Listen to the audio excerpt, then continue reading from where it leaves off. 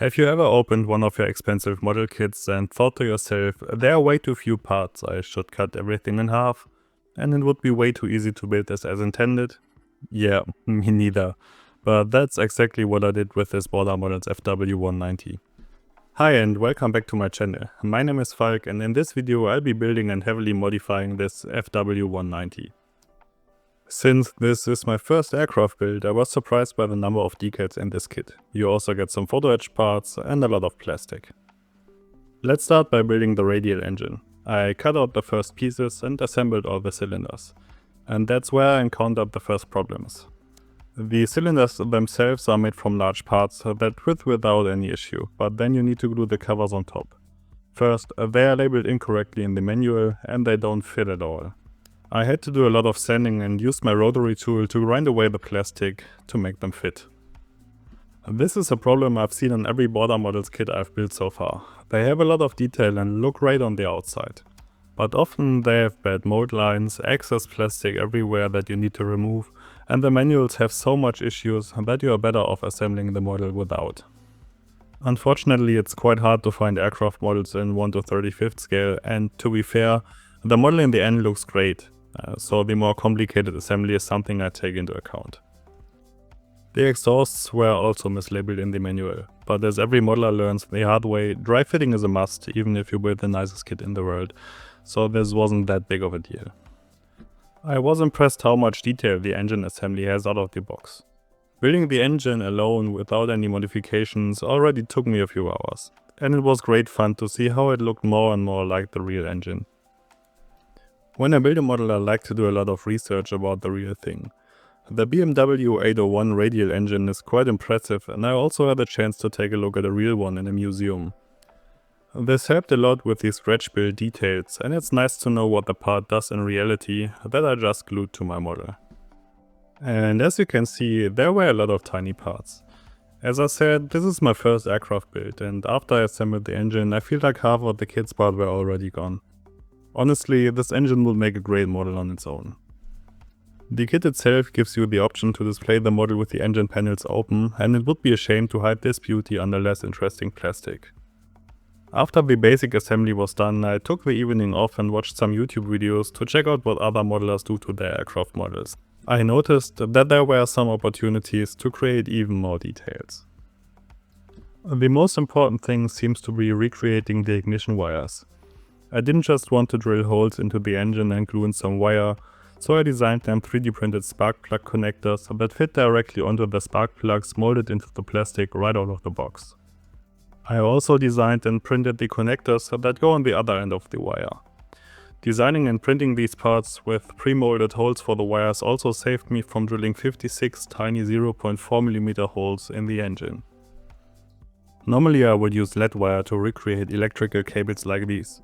Unfortunately, I ran out of the 0.3mm lead wire, so I picked some 0.3mm copper wire from my local art store. After heating it with a lighter, it was fairly easy to bend, though not quite as smooth as lead wire would have been. I used slow-drying Black CA glue for those parts, for one because 3D printed resin parts can't be glued with Tamiya glue. The other reason is that black glue is easily visible. After the glue has dried, I can clean up any excess with my VMS Super Glue Debonder. I glued the wire into the spark plug connectors while they were attached to the printing supports. When the glue dried, I could pick them off one by one with my tweezers and glue them in place. This process was quite simple, but still took some time, since I had to glue 28 connectors in place. The slow drying super glue also allows you to make adjustments to the parts for a few seconds, so I could ensure that the connectors would stick in the correct orientation. A few minutes later, when the glue had hardened completely, I bent the cable into the right shape. The other end was also attached using black super glue. The ignition wires added a lot to the already great looking engine, and I had a lot of fun gluing them. After that, I checked more reference pictures and picked out a few more lines and cables that were quite noticeable.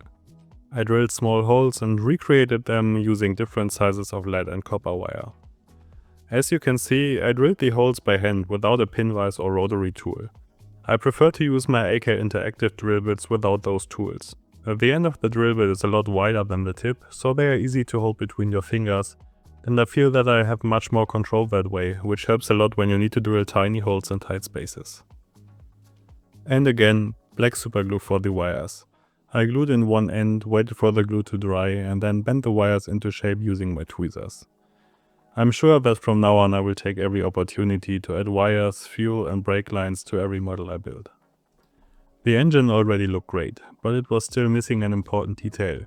I knew I wanted to display the model as if it were being transported. From my research, it seemed that the propeller would have been removed for transport. Normally, nobody wants to build a plane without a propeller, so of course I needed to make the parts for that myself. I jumped back into Fusion 360 and designed the prop shaft based on the measurements of the real thing.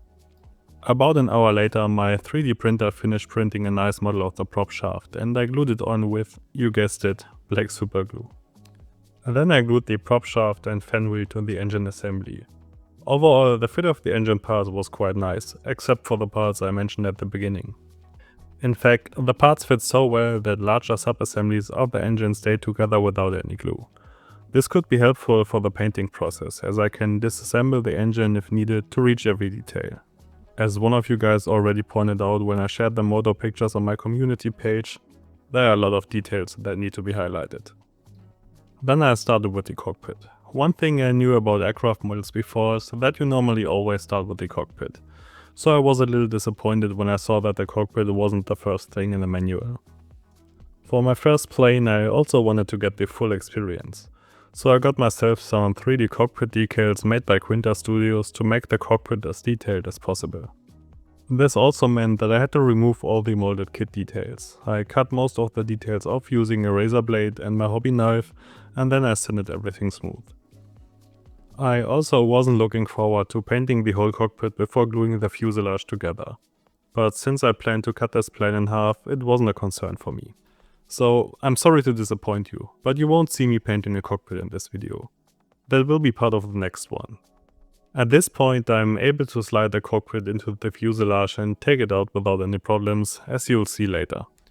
After most of the cockpit details were removed, I started gluing a few parts together.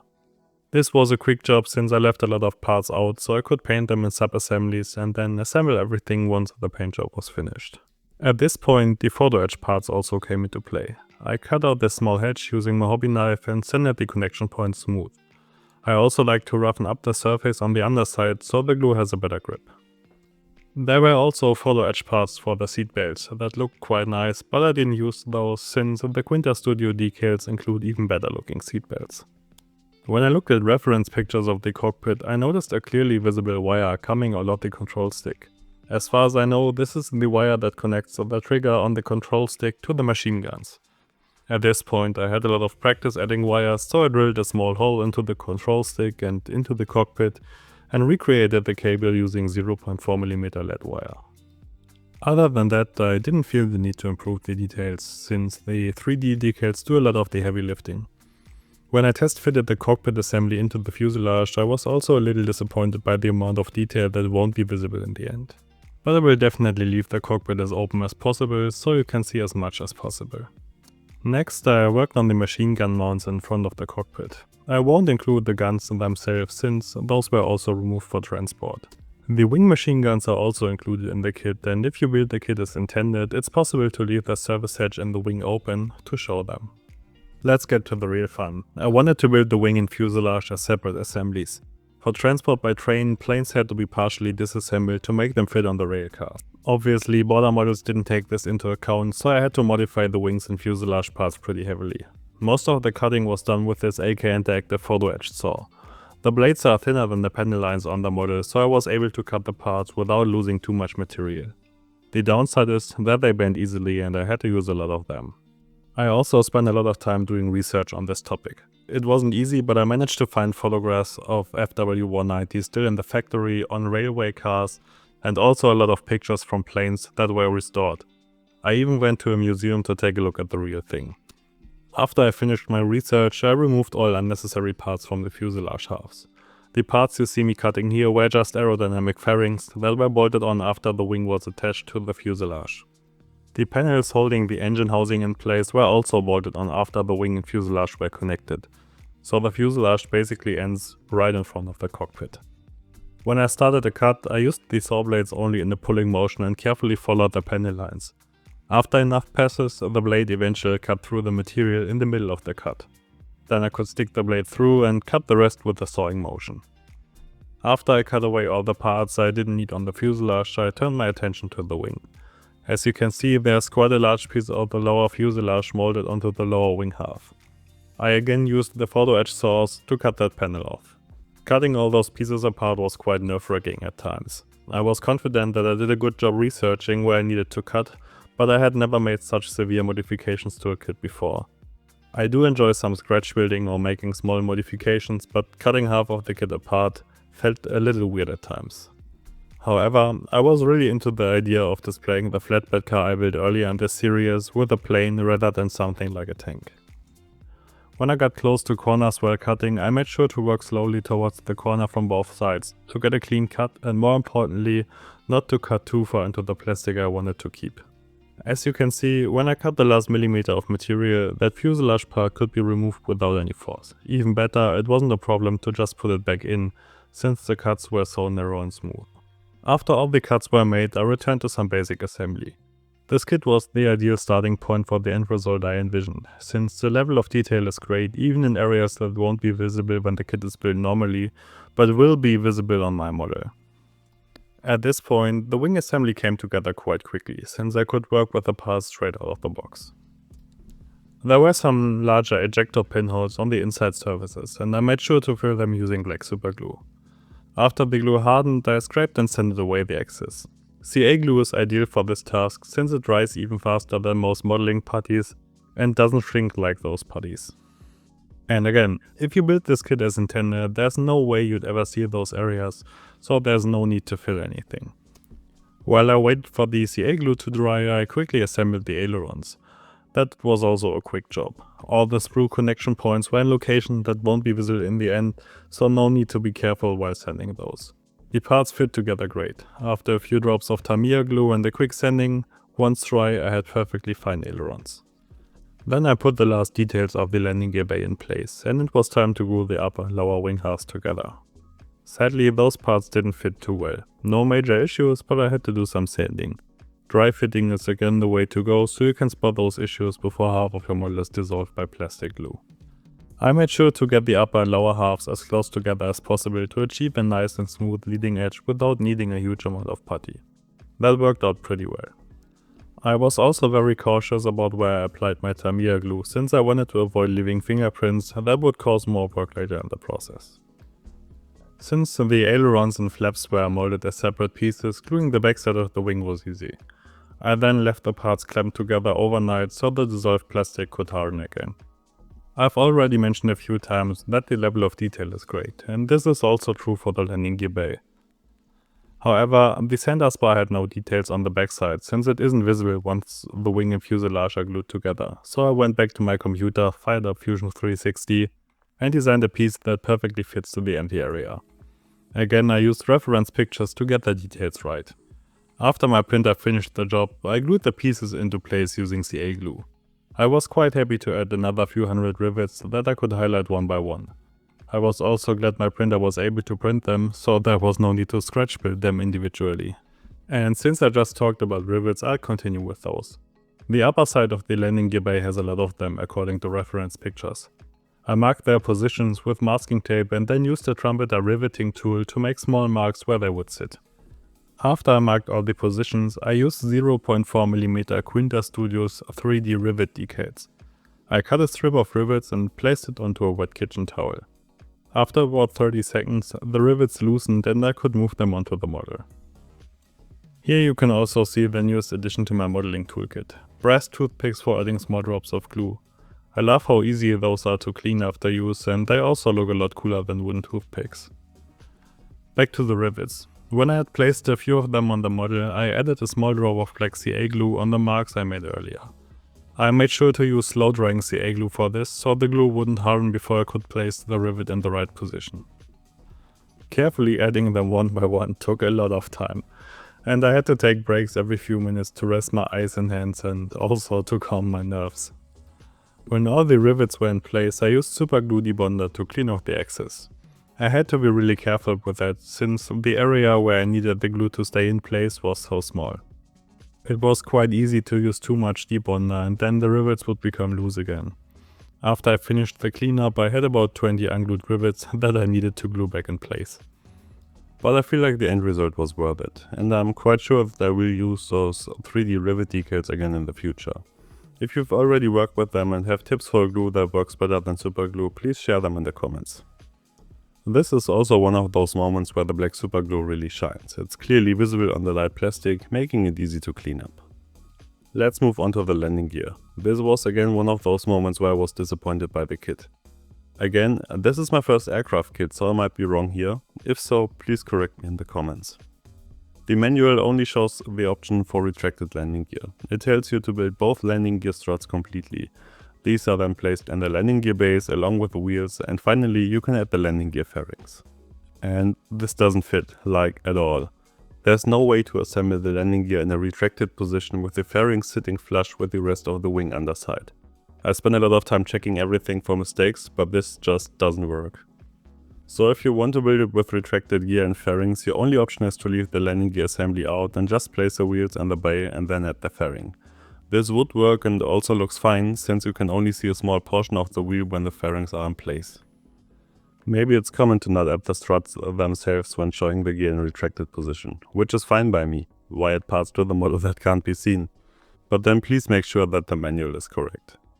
Also, the manual doesn't show an option for the landing gear in the extended position, but of course you can build it that way. The parts you need, like the struts that fold the main strut out and hold it in place, are all on the sprue. But the manual doesn't show you that option, and that's a huge oversight. Especially since it's a mistake that should have been caught during the kit's development. Here you can see me remove the bolts that hold the fairings in place. I also drilled out a few holes where the bolts would go through the landing gear strut if you wanted to mount the fairing.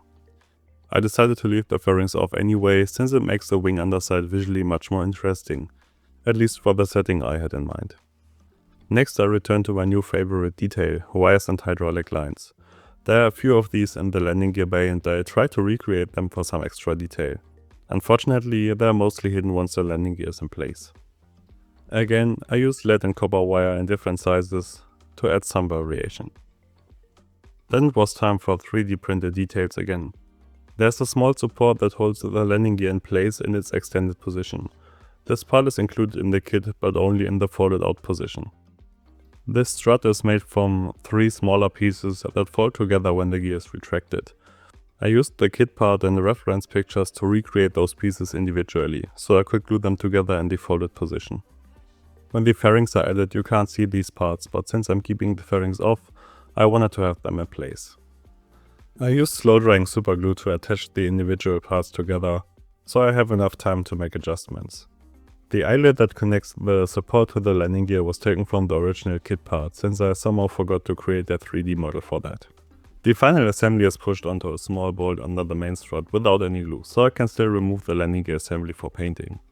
I was quite happy with the result after this step. These might be details that you wouldn't really notice unless you know about them, but I love diving this deep into a model and making the most out of it. Remember the ailerons I put together earlier? Here they are again. They hold in place without any glue and can be moved a little if you don't want them to line up perfectly with the wing. And here's the finished wing assembly. At this point I was confident that the original plan for the rail car would work out. If I mess up the fuselage now, at least I have a wing that I can place on the rail car. Before we move on to the fuselage assembly, I'd like to thank all of you for the amazing support I received for my first 2 videos. I was blown away by the overwhelming amount of positive feedback. I have to say I get a lot of enjoyment out of creating these videos, even though it's a lot of work, and seeing how much you all like them is great. Now back to the fuselage. I assembled the tail wheel and glued it onto one of the wing halves. I then used tape to stick both halves together so the tail wheel would dry in the correct orientation. Next I started gluing the fuselage halves together. This is one of the points that in the past kept me away from building aircraft. As someone who mostly builds armor models, the idea of perfectly aligning those parts and then spending a lot of time filling and sanding them seemed a little daunting. But at this point, I have to say this step wasn't nearly as bad as I thought. The halves lined up perfectly and there was a nice seam that didn't require any putty at all. Again, I was really careful not to leave any fingerprints. After the halves were glued together, I left the fuselage overnight to dry. I also glued in the panels on the underside that I had cut from the lower wing half. I made sure to apply the glue from the inside and not press too hard, so I wouldn't accidentally close the panel line on the outside, which is supposed to exist between the bottom and side panels. When everything was dry, I used my hobby knife to clean up the seam line. I then used masking tape to protect the surrounding surfaces and used my sanding stick to smooth out the seam as much as possible. Another point that scared me a little was rescribing panel lines and rivets, so I made sure to protect them as well as I could. I recently got some small sanding sticks, which helped a lot to get a smooth result here. For the final touches, I used my AK interactive sanding sponges, since they are the best way to sand round surfaces. Then I had to rescribe a few panel lines, and again, this wasn't as bad as I thought. The panel lines on the model all lined up perfectly. I then used my fine modeling saw to recreate the panel line at the seam where it had been sanded away. I started with very light passes and worked my way to the right depth.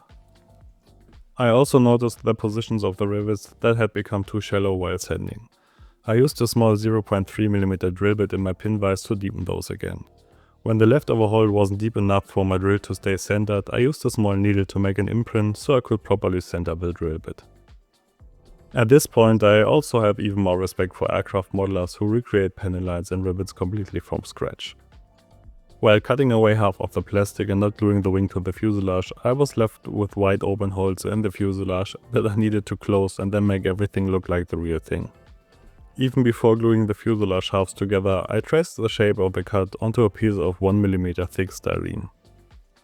At first I thought about using 0.5mm styrene plates, since they are a little easier to work with.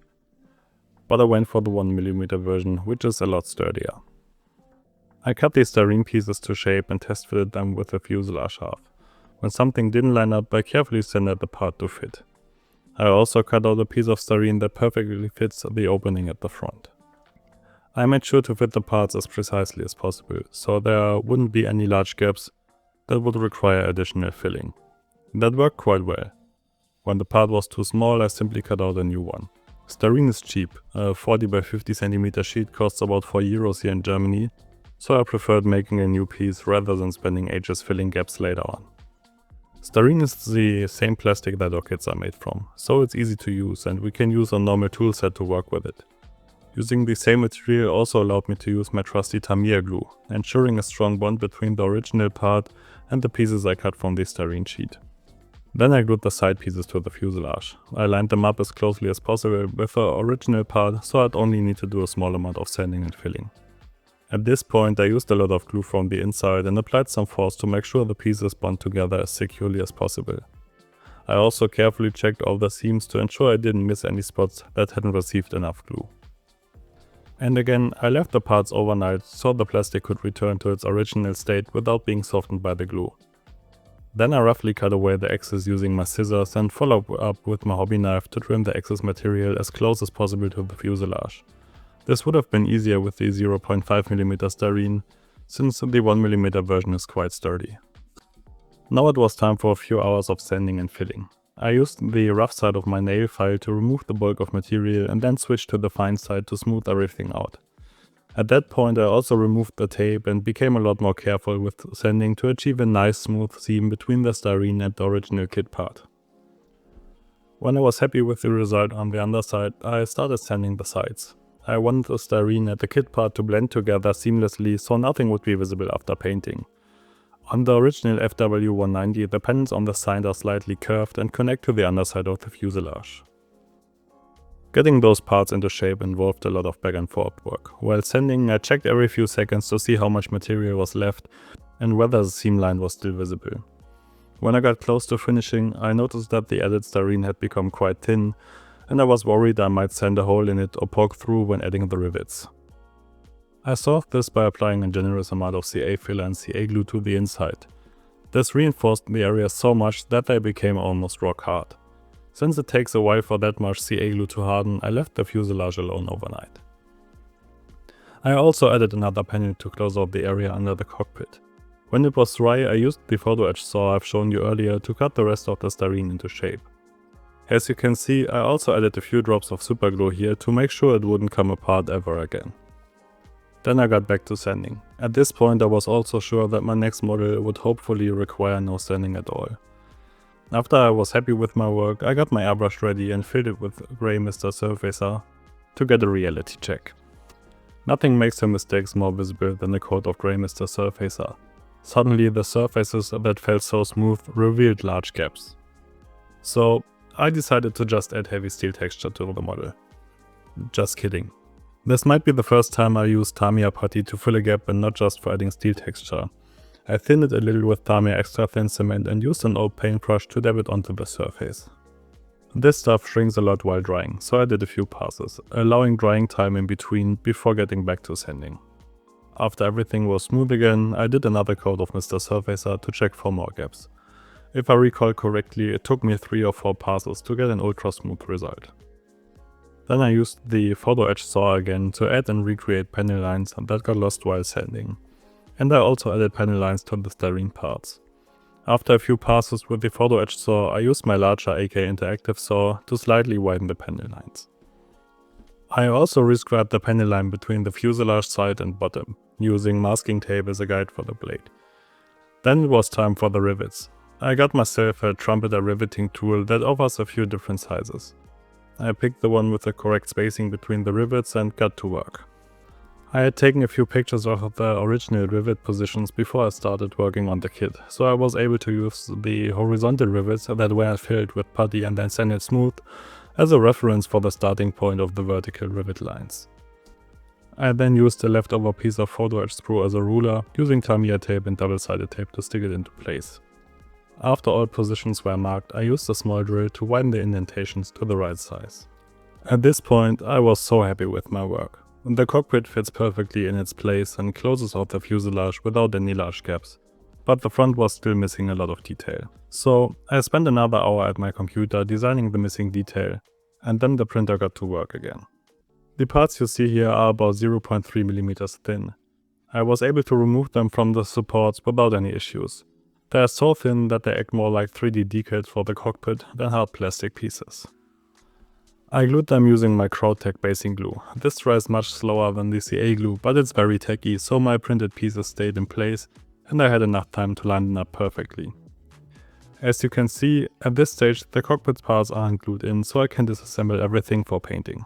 The engine is bolted to the fuselage with a few struts that were also included in the kit. If you want, you can leave the motor fairings off or in their open position to show all this detail. There's also another strut that sits between the lower part of the fuselage and the motor. I used brass rods and tubes to recreate this. I cut a small piece of brass tube and a larger piece of brass rod, which I bent slightly to get the right angle. When I designed the details for the fuselage front, I had already included the mounting point for that strut, and I also designed the counterpart that got glued to the brass tube.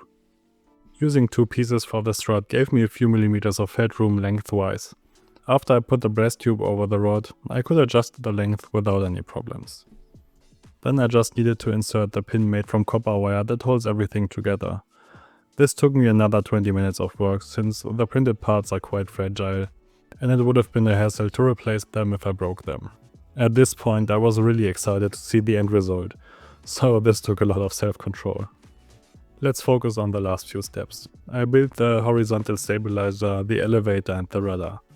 Those parts were also perfectly designed, with sprue connection points that won't be visible in the end, and the fit was great. No need for any modifications at all. I also didn't glue the elevator and rudder to the fuselage, so I could remove them for painting if needed. I'm not sure which of the suggested paint jobs I'll choose, but since a few of them have different colors on the control surfaces, this might come in handy. Then it was time for the last few details, such as the ladder and the antennas below the fuselage. There was no need for any modifications here either, as the parts look great. I probably should have kept the antennas off until the paint job was finished to avoid breaking them, but at this point it's too late for that. And here finally is the finished fuselage. But fear not, this video isn't over yet. I have a lot more footage that I want to show you. But first, if you liked the video so far, please leave a like, write a comment and subscribe to my channel. This would really help me out. If you like my work, you also should check out the community tab on my channel page, where I post in progress pictures between videos so we can stay in touch.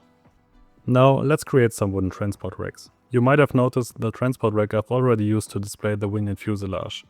I was able to find documents showing how these racks were supposed to be built out of wood by soldiers tasked with transporting planes and equipment. I used a wire brush to create a wooden texture on a few styrene profiles. I'll show you this process in more detail in the upcoming diorama video, since that includes a lot of wooden surfaces. I made a sketch and a parts list. Using my small Proxxon table saw to cut the textured styrene profiles to shape was quite fast, and it felt pretty fitting to cut small wooden beams on such a small table saw. Since I didn't have any nails in 1/35 scale at hand, I used my Tamiya glue to attach the parts together. I made sure that everything was straight to meet the German quality standards. Unfortunately, it's quite hard to see the wooden texture while the parts are still white, but that will change in the next video. Cutting and gluing the pieces didn't take much time. Assembly was even faster, since the 1940s How to Build Transport Racks manual was a lot better than the Border Models manual. Unfortunately, I wasn't able to find instructions for all the racks, and I've seen a lot of different versions in reference pictures. I'm quite sure that improvisation was common, especially later in the war. So for some of the racks I had to take some artistic liberties. Before I glued the thinner pieces to the racks, I used my hobby knife to make a lot of small cuts at the ends to create a splintered wood look. This will also add to the realistic appearance later on. I prefer using styrene over balsa wood or similar materials for tasks like this, as the wood texture looks much more to scale. I also find plastic to be more predictable when it comes to painting. For angled cuts I also used my small table saw. This was much faster than cutting everything by hand, and it's quite hard to cut 1mm styrene with a hobby knife. For the wing transport racks I needed a few wooden slats sitting right next to each other. Rather than cutting them as individual pieces and then gluing them together, I made them out of one larger styrene sheet. This was also textured with my wire brush. I then engraved a line every 4mm to show the gaps between the individual slats. When all the gaps were engraved into the material, I cut the styrene to the right dimensions. After that, I used my engraver to cut the individual sections out of the larger piece. I then stuck the racks to wooden toothpicks and used a large brush to paint a layer of Tamiya glue all over. This, for one, softens the edges a little and also removes all the fuzzy plastic dust left from the texturing phase. Now it was time for some nail heads, or rather a lot of them. I used my pin vise and a 0.4mm drill for that. I put the drill in the wrong way so I could use the flat end to punch small circles out of 0.1mm thick aluminum foil. Punching the over 400 nails from the foil was quite a fast process, but gluing them all into place took forever. I used my black super glue again and positioned the nails one by one. After the glue dried, I cleaned the excess with super glue debonder and faced the same problem I had while cleaning up the rivets on the wing. Some of them came loose again and I had to glue them in a second time. I stretched this task over a few days, but at this point I don't want to do any more nails ever again. The racks also still needed a few eyelets so I could chain them to the rail car. I used two different versions for that. Version 1 was an eyelet welded to a mounting plate and I designed and 3D printed those. I also modeled the screw heads directly onto the part to save myself even more work by not having to glue in nails or screw heads. The other version was generic eyebolts, which I made from thin copper wire. I have this handy eyelet bending tool by AK Interactive. I just took the copper wire and bent it around the 2mm part. If you heat the wire with a lighter and let it cool down slowly before you bend it, the wire becomes a lot easier to work with. I then cut the wire to length and glued it to the transport racks. Quick tip, don't use your nice sprue cutter for cutting metal wire, since this will ruin the blade in no time. Next, it was time to create a few blankets to protect the paint job on the plane from scratches. When the diorama is finished, the pilot will stand right next to his aircraft, and I can imagine he won't be happy if the transport crew scratches his plane while moving it. I mix up some green stuff epoxy putty. I used a glass plate covered in baby powder and an acrylic roller to roll out thin pieces of epoxy putty. The baby powder ensures the putty doesn't stick to the glass plate or the acrylic roller.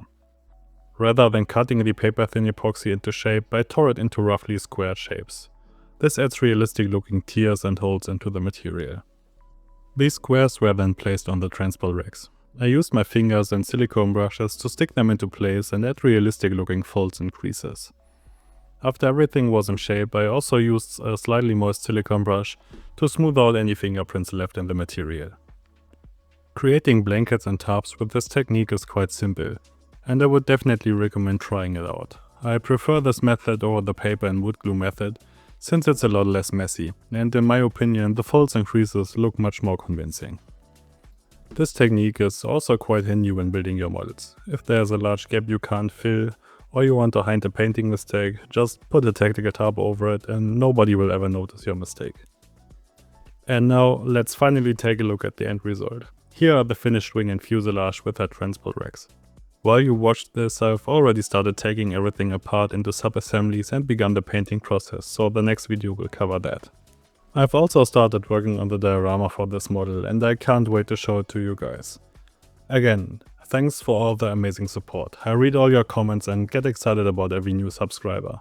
So please like this video, leave a comment, subscribe to my channel and share this video with your scale modeling friends. As always, I'll include a link in the description with high quality shots of the model, so you can take a close look and point out any mistakes I made. I really enjoyed building this kit, even with the flaws it has, and I will definitely build another plane in the future. If you have any suggestions for nice aircraft kits, please leave a comment down below. I hope to see you all in the next video. Take care.